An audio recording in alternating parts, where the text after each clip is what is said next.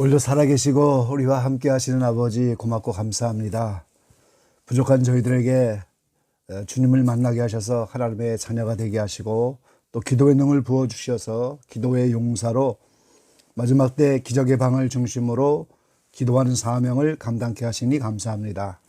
오늘도 건강한 몸으로 이 자리를 사모하여 함께 모인 모든 심령들 하나님께서 그 중심을 돌아보시고 우리의 기도를 들으시고 놀라운 역사를 나타내 주십시오. 부족한 종 순종하는 마음으로 오늘도 말씀 들고 솟사온데 부족하고 연약하고 허물이 많습니다. 연약한 거 다 덮어두시고 오직 말씀만 드러나서 피차 은혜 받고 합심하여 기도의 자리에 나갈 수 있는 이 자리가 되게 도와주십시오. 예수님의 이름으로 감사하며 기도 올려옵나이다. 아멘. 아멘.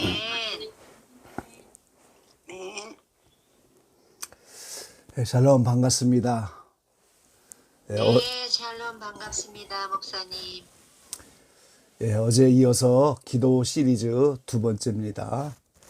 이번 기도 시리즈는 어저께 말씀드린 것처럼 육하 원칙에 따라서 이제 기도를 살펴보는 그런 내용이죠.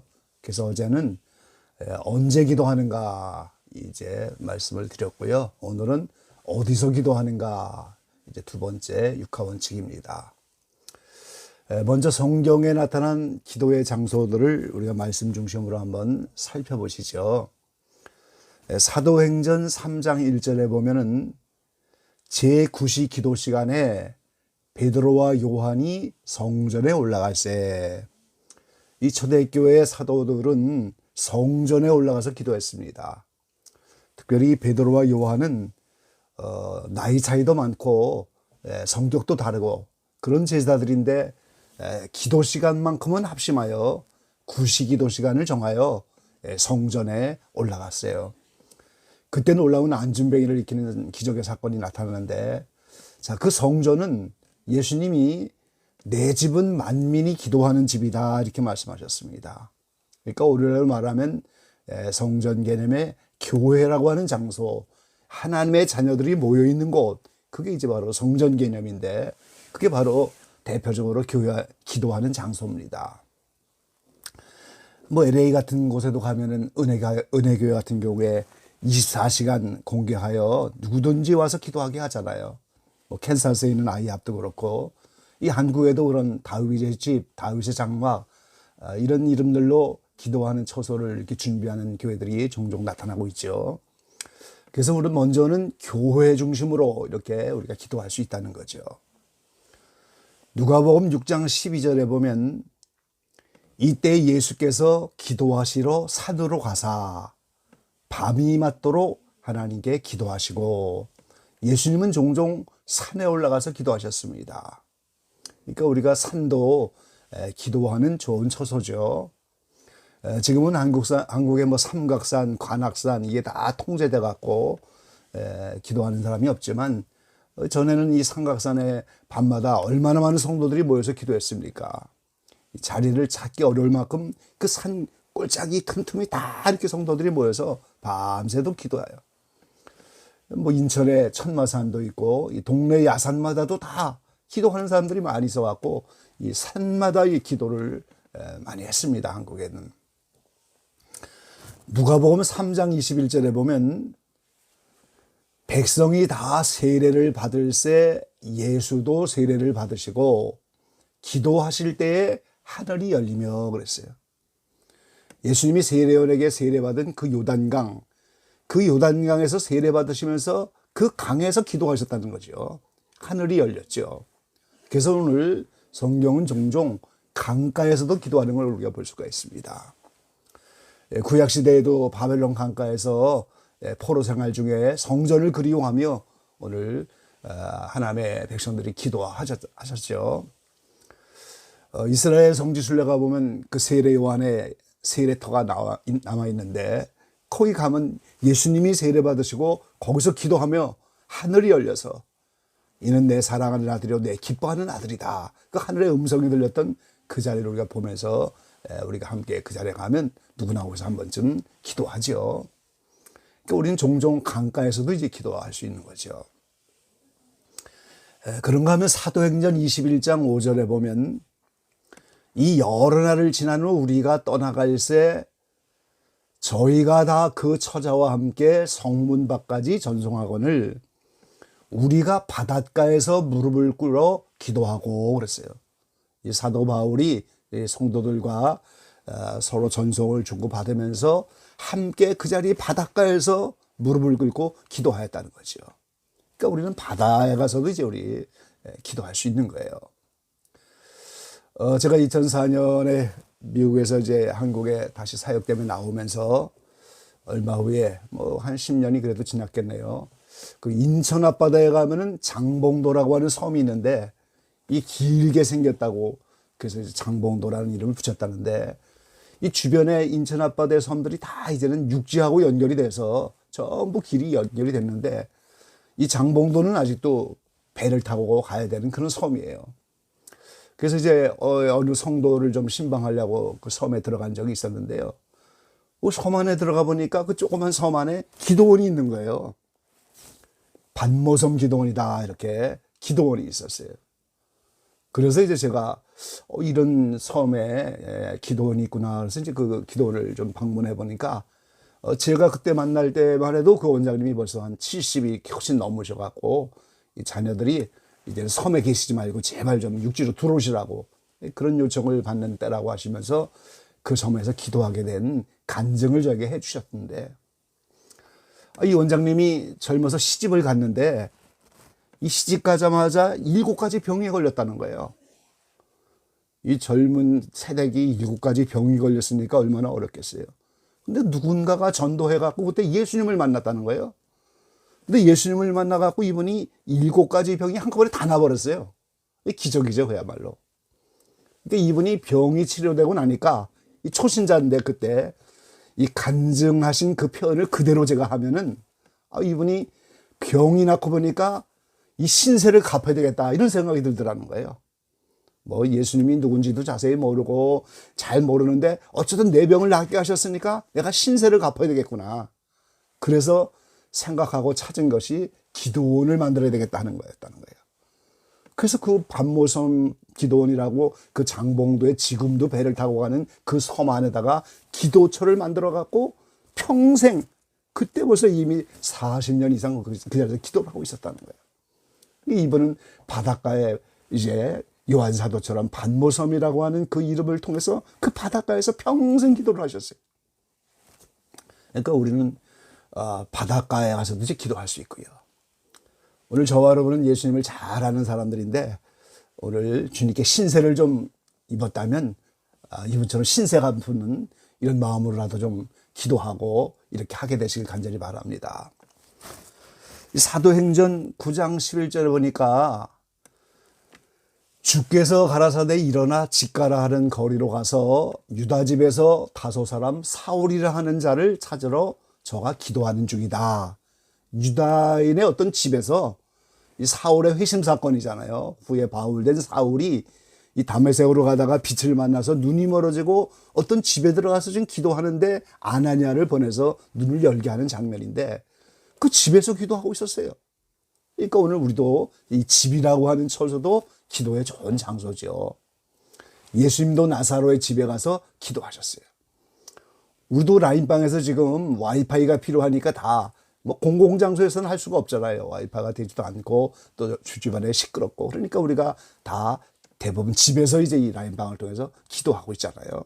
그러니까 오늘 집도 좋은 기도의 처소가 되는 거고 사도행전 16장 24절로 25절에 보니까 그가 이러한 영을 받아 저희를 깊은 옥에 가두고 그 발을 착고에 든든히 채웠더니 밤중쯤 되어 바울과 실라가 기도하고 하나님을 찬미하며 죄수들이 듣더라 그랬어요.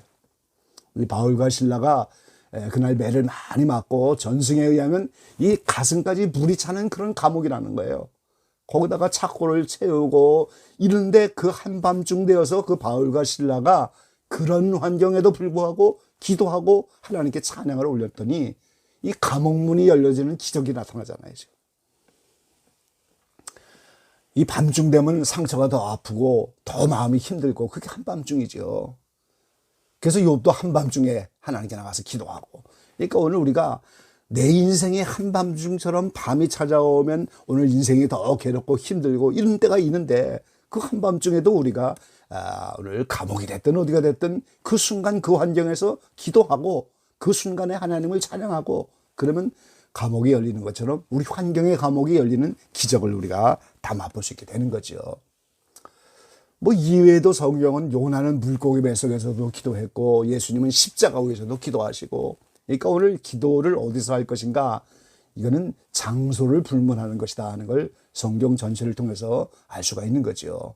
그러니까 우리는 내 마음에 예수님을 통하여 내 마음에 성전이 생겼으니까 내 마음에 있는 성전을 향하여 은혜의 보좌 앞에 어느 장소가 됐든지 간에 우리는 기도할 수 있는 것이 이 시대의 성도들의 삶입니다. 그래서 우리는 어느 곳이든지 뭐 덕스럽지 않은 마음속으로라도 어느 장소를 불문하고 기도할 수 있다는 거예요. 자, 그런데 오늘 이 본문에 보면은 예수님이 교훈하시면서 이 기도할 때에 위식하는 자가 되지 마라. 사람에게 보이려고 하지 말아라. 이 바리새인들은 회당과 큰 거리에서 기도하기를 좋아하고, 근데 그 상을 이미 받았다는 거잖아요. 이 모든 우리의 신앙생활 전체가 이제 상이 돼야 되는데 이미 하나님이 상을 벌써 준 것처럼 이미 받아버린 이런 행실도 있고 이제 상이 되는 행실도 있는데, 외식적인 기도, 사람들에게 보이려고 하는 기도, 이거는 이제 상이 없다는 거죠. 그래서 기도할 때 골방에 들어가 문을 닫고 은밀한 중에 계신 네 아버지께 기도하라. 은밀한 중에 보시는 네 아버지께서 갚으시리라 그랬어요. 그리고 중언부언하지도 말아라 이렇게 또 말씀하시고, 그들을 본받지 마라 그러면서 이 골방에 들어가서 은밀한 하나님께 기도하라. 그럼 하나님이 갚아주실 것이다. 그러면서 이제 구할 것을 이미 아시지 않겠느냐 이렇게 말씀을 하셨죠. 그래서 이 장소 불문하고 기도를 하는 것은 맞는 말이지만 또 골방에 들어가라 이런 교훈을 보면은 이 골방이 뭔지를 우리가 한 번쯤 생각해 봐야 된다는 거죠. 이 골방을 밀폐된 공간 개념의 장소로 규정하면 안 된다 하는 거예요. 이 기도하기 좋은 어떤 문 닫힌 방, 밀폐된 방, 나만의 방, 물론 조용한 장소도 필요하고 방해받지 않는 장소, 효과적인 장소, 어떤 정해진 장소도 필요합니다. 그런데 여기서 말하는 주님의 교훈은 밀폐된 장소 개념보다는 은밀히 계셔서 은밀히 보시고 구할 것을 이미 아시는 하나님이 갚으시는데 그걸 갚으시도록 응답받는 기도의 자세와 중심에 더 초점을 맞춰야 한다는 거예요. 그게 기도의 골방이라는 의미라는 거죠. 자, 기도는 대화입니다, 여러분. 대화. 하나님과의 지금 대화예요. 부부지간에도 대화가 끊기면 문제가 있죠. 중간에 아이를 놓고 야 엄마한테 가서 뭐라고 모르게 하라 일러라. 또 엄마는 아빠한테 아이를 놓고 대화가 끊긴 거예요. 문제가 있는 거죠. 대화는 관계를 전제로 하는 겁니다, 여러분. 부부도 관계가 좋을 때는 그렇게 안 하는데 관계가 어려워지니까 중간에 아이를 놓고 이렇게 대화를 하는 거잖아요. 그래서 이 대화가 관계 중심의 대화인데 이게 기도예요. 근데 우리가 이 기도를 받으시는 하나님은 지금 영으로 계신 분이잖아요, 지금.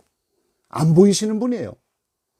그래서 눈에 보이지 않는 하나님과의 대화인데 그 기도의 내용인 대화의 내용이 날개가 있어서 지금 하나 앞에 상달이 되고 올라가야 한다는 겁니다, 지금. 이 기도는 날개가 달린 날개 돋친 언어입니다, 여러분. 올라가지 못하면 그게 외식이 되고 올라가지 못하면 신세 타령으로 끝나는 거고 넋두리가 되고 올라가지 못하면 하소연만 되고 자기 독백으로 끝나는 거예요, 이게 지금 기도가. 그렇잖아요, 우리가. 이 큰 빌딩 안에 건물에 들어가 보면 그 우체통에 배달 안 된 우편물이 얼마나 수북하게 쌓여 있어요, 여러분. 뭐 건물에 자꾸 이사들을 다니고 뭐 이 사람들이 왔다 갔다 하고 이 받지 못하는 우편물이 수두룩하게 쌓여 있는 것처럼 이 관계 대화인 기도가 날개가 있어서 지금 상달되고 올라가야 하나님이 갚으시고 응답하시는 건데, 그리고 신세 타령, 넋두리, 하소연, 자기 독백으로 끝나면 안 된단 말이죠. 올라가지 못하는 거예요. 그래서 오늘 올라가는 기도가 되려면 곧 욕심과 사심이 없어야 한다 하는 거예요. 자기 뜻을 정해놓고, 자기의 원을 정해놓고, 자신의 욕구를 정해놓고 하나님의 뜻을 거기다 갖다 붙여서 마치려고 하면 그 사심으로 기도하는 거죠, 우리가. 자기의 소원을 먼저 정해놓고 하나님이 그걸 이루어주도록 이렇게 하나님을 갖다 붙인다면 그 욕심으로, 사심으로 구하는 거예요.